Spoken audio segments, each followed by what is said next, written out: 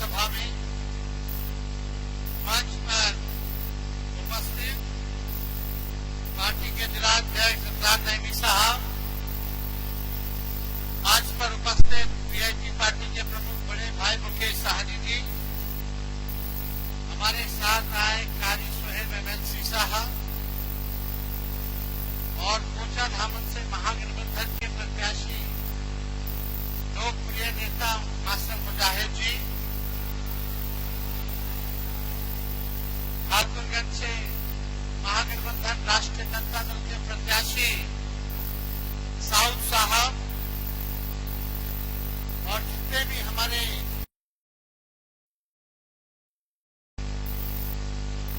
राष्ट्रीय जनता दल के महागठबंधन के नेता हैं, कार्यकर्ता हैं, पदाधिकारी हैं और कोचा धामन से आए हुए सभी अभिभावक, बुजुर्गों, माताएं, बहनों और नौजवान युवा साथी को आदाब, प्रणाम, सलाम हम करते हैं। आप सबका आज के कार्यक्रम में स्वागत करते हैं।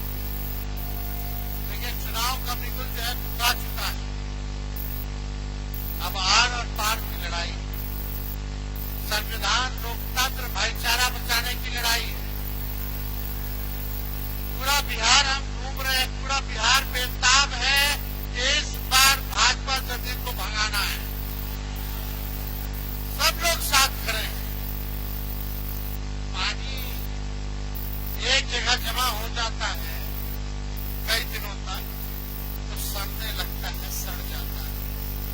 ये 20 साल पुरानी एनडीए की सरकार की हालत भी नहीं होती। अब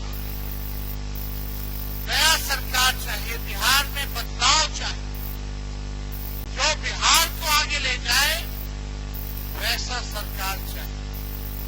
आज हम लोग सीमांचल के इलाके में,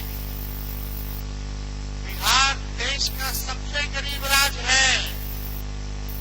20 साल नीतीश कुमार जी के राज करने के बाद, 11 साल नरेंद्र मोदी जी के प्रधानमंत्री रहने के बाद बिहार सबसे बेरोजगार, सबसे गरीब और सबसे ज्यादा अगर पलायन अगर होता है तो बिहार से। और बिहार में सबसे गरीब इलाका कौन सा? एक सीमांचल का इलाका। यानी पूरे देश में सबसे गरीब इलाका सीमांचल का इलाका है।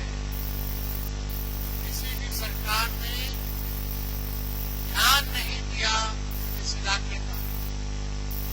बाढ़ से, कटाव से लोग परेशान हैं। रोड पुलिया नहीं है, इससे परेशान है। अच्छा स्कूल, कॉलेज, यूनिवर्सिटी नहीं है, डिग्री कॉलेज कई जगह नहीं है, लोग इससे परेशान हैं।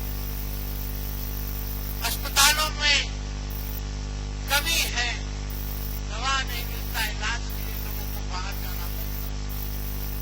काम धंधा नहीं है, कारखाना नहीं है, लोगों को बाहर जाना। पलायन सबसे ज्यादा, सबसे गरीब इलाका, कोई ध्यान नहीं। हमारी सरकार बनेगी, 14 नवंबर आप लोग लिख लीजिए। मास्टर मुजाहिद जी की जीत पक्की है, कोई नहीं रोक सकता। आप बताओ, कोई रोक सकता है क्या? जीतेंगे ना मास्टर साहब? जब मास्टर साहब जीतेंगे तो हम लोग सरकार तो बना ही रहे। और ये तो ऐसे जन नेता है इस इलाके के कि आप लोगों की सेवा में दिन रात लगे रहते हैं, 24 घंटे लगे रहते हैं। अगर ऐसे व्यक्ति को आप नहीं जिताओगे तो किसको आप लोग जिताने का काम? एक सच्चे, ईमानदार, वफादार व्यक्ति को, समाज के लिए वक्फ वोट को लेकर के भाई ठीक कह रहे हैं।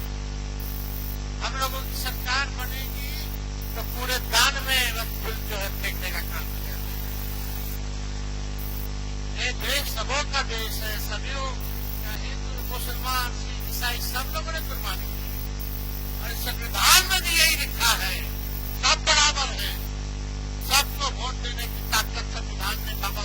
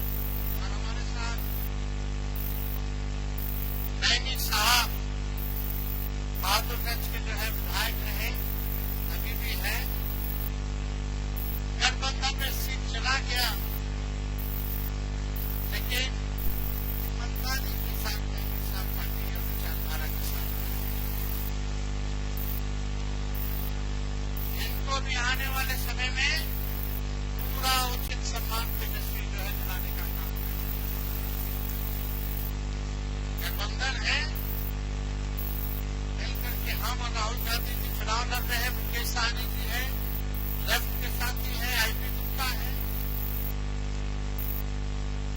मिलकर के लड़ना है तो सुपथ चला लेना रहता है और किसी ना किसी को एक ही ना व्यक्ति को टिकट मिले, एक ही को टिकट मिले और लोगों की आवाज